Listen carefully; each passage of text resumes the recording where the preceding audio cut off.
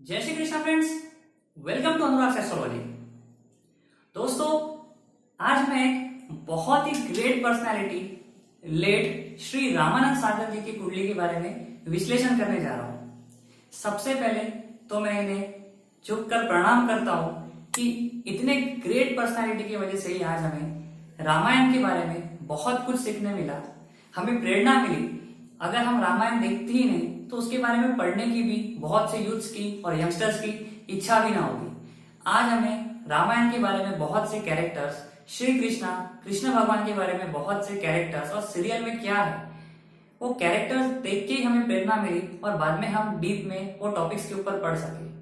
तो क्योंकि करोड़ों लोगों को श्री रामानंद सागर जी की वजह से बहुत फायदा हुआ है, बहुत स्पिरिचुअलिटी बढ़ी है, तो इसीलिए आज मैं रामानंद सागर जी की कुंडली के बारे में विश्लेषण करने जा रहा हूं। दोस्तों, सबसे पहले आप रामानंद सागर जी के बर्थ डिटेल्स नोट कर लीजिए। रामानंद सागर जी के बर्थ डिटेल्स है 29 दिसंबर 1917, 29 दिसंबर 1917। प्लेस ऑफ बर्थ है असर गुरु की विलेज। इन शॉर्ट आप लाहौर डाल दीजिए, पाकिस्तान। असल गुरु की विलेज ये 40 किलोमीटर ईस्ट आता है लाहौर से, पाकिस्तान में। तो आप in short 29 December 1917 Lahore 8 AM डाल दीजिए, 8 AM, और कंट्री है पाकिस्तान, क्योंकि जब इंडिया का सेपरेशन पाकिस्तान से होने का था तो दोनों एक ही थे। दोस्तों, रामानंद सागर जी की कुंडली बहुत यूनिक है। वो क्यों इतनी स्पिरिचुअल है, क्यों उन्होंने इतने स्पिरिचुअल मूवीज निकाली, सीरियल्स निकाली, और उन्हें इतना स्ट्रगल क्यों करना पड़ा, ये तो इसमें हमें सीखने मिलेगा। लेकिन इसमें और एक चीज हमें सीखने मिलेगी कि जिंदगी में हमेशा कारक प्लैनेट्स ही हमें ऊपर ले जाएंगे जरूरी नहीं है। हमें मारक प्लैनेट्स इतना ऊपर ले जाते हैं कि कारक उसके सामने हमें कुछ भी नहीं दे पाते। तो ये कुंडली से हमें वो भी सीखने मिलेगा कि हमारी कुंडली के मारक प्लैनेट हमें कितने बड़ा राजयोग दिला सकते हैं, हमें कितना रिच बना सकते हैं। तो दोस्तों, ये कुंडली का हम विश्लेषण स्टार्ट करते हैं। दोस्तों, रामानंद सागर जी का धनु लग्न आता है और इनका बर्थ नक्षत्र जो था वो था पुनर्वसु। दोस्तों, पुनर्वसु नक्षत्र और किसका था आपको पता है? जब भी हम एस्ट्रोलॉजी की पढ़ाई की स्टार्टिंग करते हैं, कोई भी जब एस्ट्रोलॉजी पढ़ाई की स्टार्टिंग करता है तो उसे उसके गुरु सबसे पहले भगवान श्री राम की कुंडली का विश्लेषण करके बताते हैं। तो दोस्तों, जो भगवान श्री राम का नक्षत्र था पुनर्वसु, जो गुरु का नक्षत्र है, वही रामानंद सागर जी का नक्षत्र है। तो क्या इससे हम कोरिलेट कर सकते हैं कि इनका बर्थ सिर्फ स्पिरिचुअल फिल्म्स बनाने के लिए हुआ था? क्या ये स्पिरिचुअलिटी के लिए इन्होंने बर्थ लिया था? दोस्तों, यहाँ पे हम एक कनेक्शन बना सकते हैं। पुनर्वसु नक्षत्र एक बढ़ता हुआ नक्षत्र है, और दोस्तों ये नक्षत्र भगवान श्री राम का भी नक्षत्र था और एक गुरु का नक्षत्र है। अब दोस्तों, क्योंकि गुरु की बात आती है और रामानंद सागर जी का कनेक्शन माइथोलॉजिकल टेल्स से होता है, और दोस्तों रामानंद सागर जी हमारे पूजनीय हैं, जिनके कारण हमें बहुत स्पिरिचुअलिटी सीखने मिली। तो मैं एक छोटी सी टेल आपको बताऊंगा जिसका कनेक्शन एस्ट्रोलॉजी से भी है। दोस्तों, क्या आपको पता है कि ये 27 नक्षत्र कौन है? 27 नक्षत्र, ये 27 के 27 नक्षत्र मून की वाइफ से, ये मून की पत्नियां हैं, चंद्रदेव की। इन्हें दक्ष प्रजापति ने क्रिएट किया था। ये जो 27 नक्षत्र है, 27 जो मून की वाइफ्स है, इन्हें दक्ष प्रजापति ने क्रिएट किया था, और फिर इन सभी लोगों ने मून से शादी कर ली। इसीलिए कहते हैं कि मून को 27 वाइफ्स है। लेकिन दोस्तों, जैसा हम देखते हैं अश्विनी, भारनी, और हमारे जितने भी हम नक्षत्र देखते हैं, 27 नक्षत्र देखते हैं, उसमें एक नक्षत्र आता है रोहिणी। तो रोहिणी क्योंकि बहुत ब्यूटीफुल थी, इसीलिए अगर आपके प्लैनेट 7th हाउस में रोहिणी नक्षत्र में होते हैं, या आपका चंद्र रोहिणी नक्षत्र में 7th हाउस से 1st हाउस को देखता है, इवन केतु भी, तो देखा जाता है कि ऐसे लोग दिखने में हैंडसम या ब्यूटीफुल होते हैं। तो दोस्तों, रोहिणी के इधर चंद्र का अट्रैक्शन बहुत ज्यादा था। रोहिणी के साथ में जो उनकी वाइफ थी, जिसको हम नक्षत्र कहते हैं, तो चंद्रदेव रोहिणी के साथ में बहुत ज्यादा टाइम स्पेंड करते थे। इसके कारण उनकी जो बची हुई 26 वाइफ थी, उनको गुस्सा आ गया था, कहीं उन्हें ठीक नहीं लगता था कि ये पार्शियलिटी हो रही है कि रोहिणी को ज्यादा टाइम मिल रहा है और हमें कुछ भी नहीं मिल पा रहा। तो दोस्तों इसी कारण उनको गुस्सा आया और वो कंप्लेंट लेके दक्ष प्रजापति के पास गए। और फिर दक्ष प्रजापति ने मून को कर्ज दे दिया, श्राप दे दिया कि तुझे जो घमंड है, जो तू इतना शाइन करता है, चमकता है, तुझे अपने लुक्स पे इतना घमंड है, मैं तुझे श्राप देता हूं कि तेरा ये लुक्स पूरा खत्म हो जाएगा, तेरी शाइनिंग ये पूरी खत्म हो जाएगी। तो दोस्तों हम जो देखते हैं कि मून बढ़ता जाता है फिर वो खत्म होता जाता है, वैक्सिंग मून, वैनिंग मून, ये वो श्राप के कारण है। लेकिन ये श्राप सुनते ही लॉर्ड मून जो थे वो बहुत घबरा गए, रोहिणी जो थी वो भी घबरा गई और घबरा कर उन्होंने शिव जी को प्रे करना स्टार्ट किया। और जब शिव जी से उन्होंने प्रे किया और शिव जी को उन्होंने कंप्लेंट बताई तो शिव जी ने कहा कि मैं ये दक्ष ने दिया हुआ श्राप तो रिवर्स नहीं कर पाऊंगा या मैं नहीं करना चाहता, तो मैं ये कर्ज को कम कर सकता हूं कि 15 डेज तक तुम वैक्सिंग रहोगे। जैसे कि हम कहते हैं कि पूर्णिमा आती है, अमावस आती है, तो 15 डेज तक तुम अच्छे रहोगे और 15 डेज तक तुम्हारा लुक खत्म होता जाएगा। तो इसीलिए दोस्तों 15 डेज तक मून अच्छे रहते हैं। हम जिसे कहते हैं कृष्ण पक्ष, शुक्ल पक्ष, ये जो आते हैं, जब मून हम देखते हैं कि मून बढ़ते जाते हैं फिर कम होते जाते हैं, वो इसी श्राप के कारण है। लेकिन दोस्तों ये श्राप के कारण बाकी की उनकी वाइफ्स को बेनिफिट ये हुआ कि हर दिन फिर अब लॉर्ड मून उनके हर वाइफ को टाइम देने लगे। तो ऐसा माना जाता है कि हर नाइट को अब चंद्रदेव अपने हर वाइफ के साथ में एक एक दिन टाइम स्पेंड करते हैं। तो इसी के कारण दोस्तों जो हम देखते हैं जो नक्षत्रास चेंज होते रहते हैं मून के, तो वो यही है, नक्षत्रास मून अलग अलग नक्षत्र में जाता है, मतलब कि डिफरेंट नक्षत्र में इसलिए जाता है क्योंकि वो अपने डिफरेंट वाइफ के साथ टाइम स्पेंड करते हैं, तो सभी वाइफ के साथ इक्वालिटी भी होगी और मून को 15 डेज अच्छा लुक्स मिला और 15 डेज वो घटता है। तो दोस्तों ये तो कुछ स्टोरी थी मून के बारे में जो मैंने आपको बताई कि क्यों वैक्सिंग और वेनिंग होता है और क्यों अपने नक्षत्र चेंज करता है। अब हम आ जाते हैं रामानंद सागर जी के कुंडली के ऊपर। दोस्तों यहाँ पे क्योंकि मेरे पास स्पेस की कमी है तो मैंने यहाँ पे नवमांश कुंडली जो है वो नहीं निकाल पाया, लेकिन रामानंद सागर जी की कुंडली अगर आप नवमांश कुंडली भी देखोगे तो नवमांश कुंडली वर्गोत्तम, जैसा यहाँ पे धनु लग्न आ रहा है, सैजिटेरियस लग्न आ रहा है, नवमांश कुंडली में भी सैजिटेरियस लग्न ही आएगा। दोस्तों कुंडली वर्गोत्तम होगी और मैंने शायद मेरे बहुत से एपिसोड्स में कहा है जो भी कुंडली में 9th और 10th हाउस के लॉर्ड का कॉम्बिनेशन होगा, 9th और 10th हाउस के लॉर्ड का कॉम्बिनेशन होगा, कहीं भी होगा, कैसे भी होगा, कितना भी पीड़ित होगा, कोई भी दोष में होगा, वो कुंडली राजयोग वाली ही रहेगी। चाहे आपको लेट राजयोग मिले, चाहे आपको 40 के बाद मिले, 45 के बाद मिले, लेकिन आपकी कुंडली एक्सेप्शनल रहेगी। आप करोड़ों में, मतलब करोड़ों में ही कमाओगे। दोस्तों इनके कुंडली में 9th हाउस का लॉर्ड है सन, 10th हाउस का लॉर्ड है मर्क्यूरी, उसका कॉम्बिनेशन यहाँ पे सन और मर्क्यूरी का बन रहा है। हालांकि यहाँ राहु दोष लगा रहा है, लेकिन फिर भी ये करोड़पति थे। दोस्तों मेरा ये पॉइंट है नहीं कि इन्होंने कितने पैसे कमाए, क्या कमाए, मैं स्टार्टिंग से इनकी कुंडली का आपको विश्लेषण करके बताऊंगा कि इन्होंने कितना स्ट्रगल फेस किया है अपने लाइफ में और इन्होंने क्या कुछ नहीं देखा।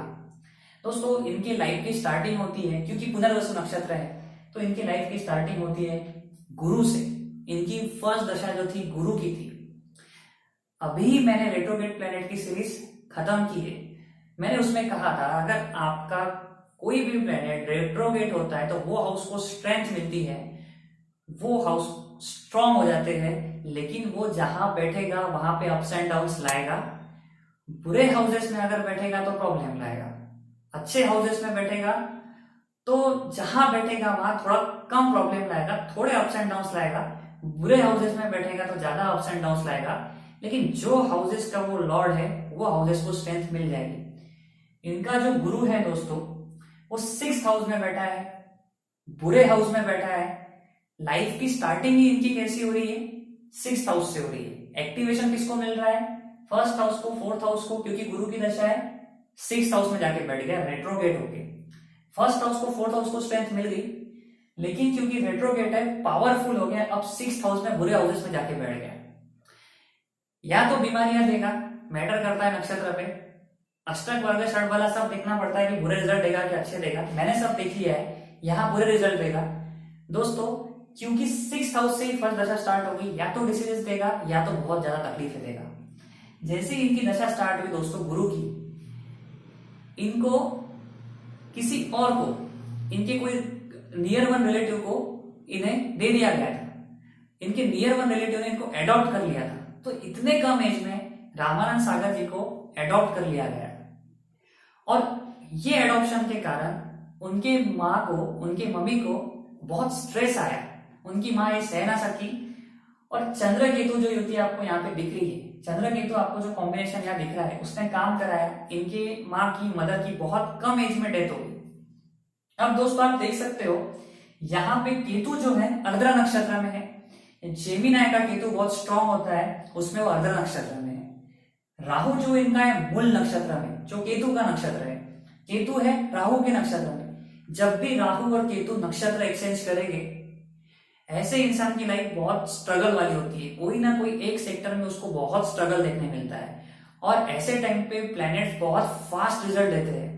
दोस्तों यहाँ पे राहु केतु बहुत स्ट्रांग हो गए क्योंकि दोनों ने नक्षत्र एक्सचेंज कर लिए। तो ऐसे लोगों के लाइफ में नॉर्मल लोगों के मुकाबले बहुत ज्यादा स्ट्रगल रहता है, एक्सट्रीम स्ट्रगल रहता है। चाहे वो कितना मिलीनियर क्यों ना हो, कोई ना कोई एक सेक्टर में उसको बहुत स्ट्रगल रहेगा।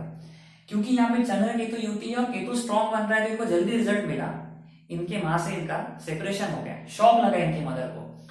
दोस्तों गुरु 6th हाउस में था रेट्रोगेट होकर, इनको इतना स्ट्रगल गया कि इनको बहुत टॉर्चर भी सहना पड़ा जिन्होंने इनको एडॉप्ट किया था उनसे। तो दोस्तों गुरु की दशा इनकी बहुत बुरी थी। दोस्तों गुरु के बाद आती है सैटर्न की दशा। अब सैटर्न एक तो ये कुंडली के लिए, सैजिटेरियस लग्न कुंडली के लिए कारक प्लैनेट नहीं। जैसा कि सैटर्न सेकंड हाउस का लॉर्ड है, थर्ड हाउस का लॉर्ड है। सेकंड हाउस तो न्यूट्रल होता है, सेकंड हाउस न्यूट्रल होता है, लेकिन उसकी दूसरी राशि कहाँ गिरेगी उसके ऊपर से हमें बेस करना पड़ता है कि वो फिर शुभ है या अशुभ। जैसा कि सेकंड हाउस की अगर दूसरी राशि यहाँ गिरी होती या यहाँ गिरी होती, यहाँ गिरी होती, वो शुभ होता। लेकिन अब यहाँ गिरी है सेकंड हाउस की दूसरी राशि, तो ये कुंडली में वो अशुभ रोल प्ले करेगा। अब सेकंड और थर्ड हाउस का लॉर्ड यहाँ पे सैटर्न है, जो यहाँ पे 8th हाउस में रेट्रोगेट होके चला गया है। गुरु हो गया वर्ष दशा की।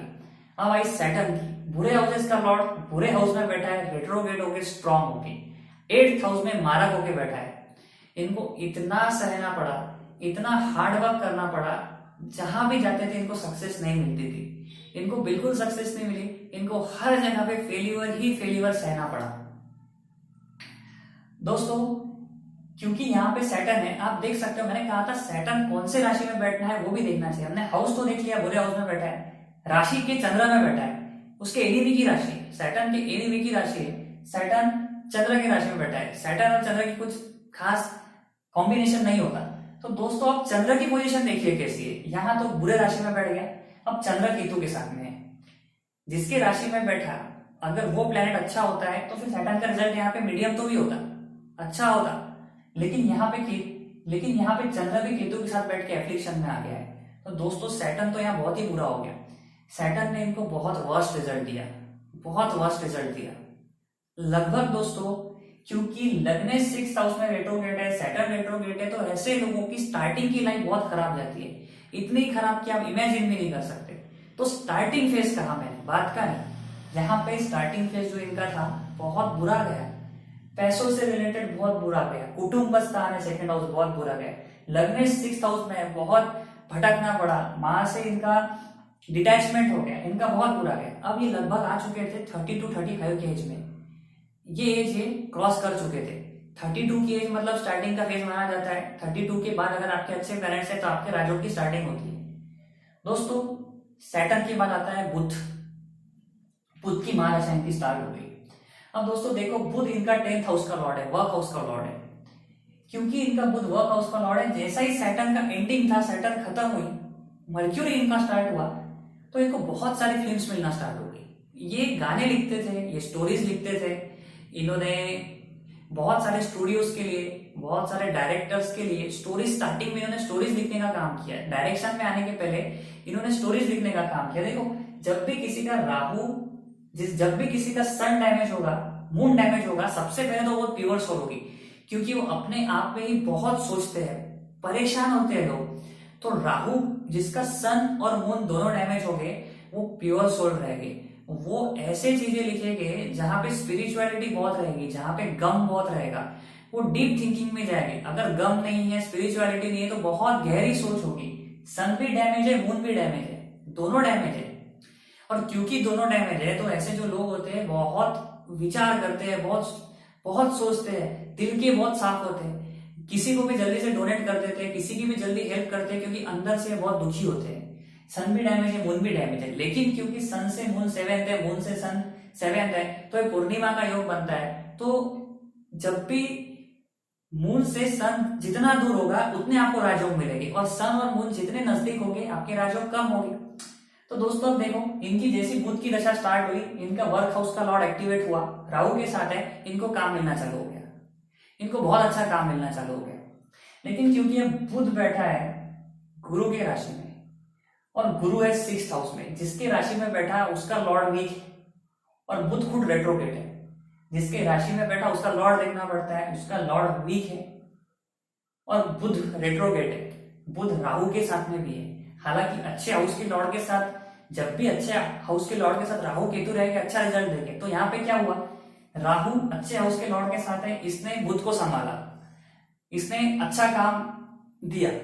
लेकिन जो राशि में बुध बैठा है वहां का लॉर्ड वीक है, तो यहाँ पे क्या होगा, कुछ अच्छा हो रहा है तो कुछ बुरा हो रहा है। तो लाइफ ऐसी रहेगी, ऊपर नीचे ऊपर नीचे ऊपर नीचे, कभी भी ये दशा स्टेबल नहीं रहेगी, क्योंकि राहु बुध को संभालने का काम कर रहा है, तो गुरु जिसके राशि में बुध बैठा है उसको बिगाड़ने का काम कर रहा है। बुध रेट्रोगेट हो गया है, 10th हाउस का लॉर्ड है, इसलिए काम मिलेंगे अच्छे चलेंगे, फिर से बुरा फेज आएगा।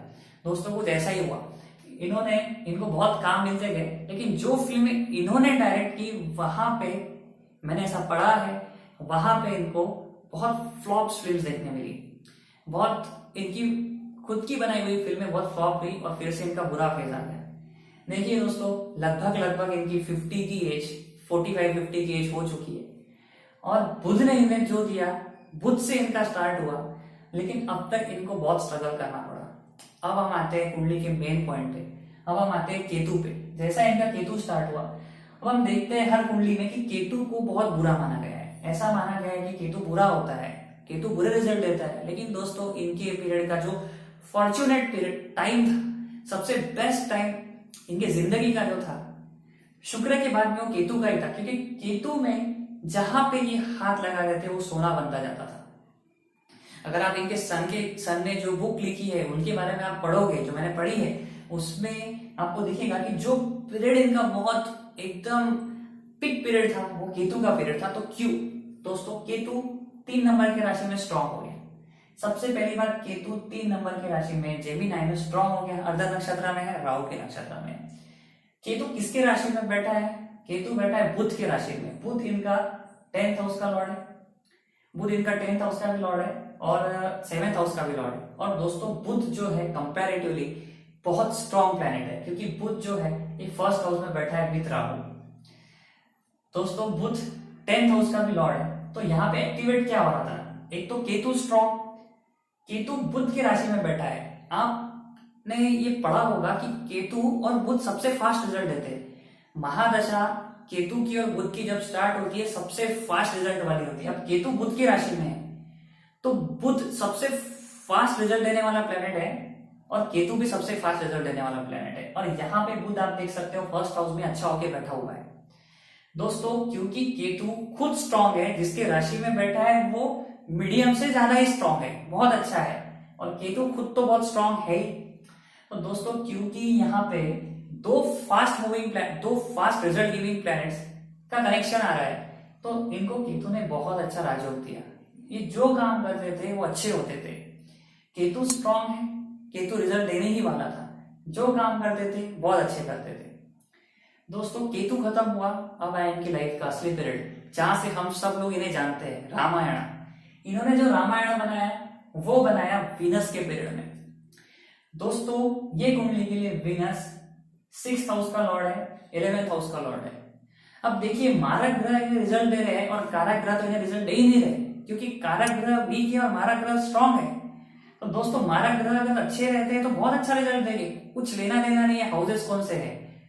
ये जरूर रहेगा कि हार्ड वर्क रहेगा, स्ट्रगल रहेगा, बीमारियां रहेगी, वो सब रहेगा। 8th हाउस का लॉर्ड आ रहा है, 6th हाउस का लॉर्ड आ रहा है, बीमारियां दे रहा है, स्ट्रगल दे रहा है, हार्ड वर्क दे रहा है, पैसा फंस रहा है, लेकिन अगर स्ट्रांग है तो राजयोग देगा, मतलब देगा।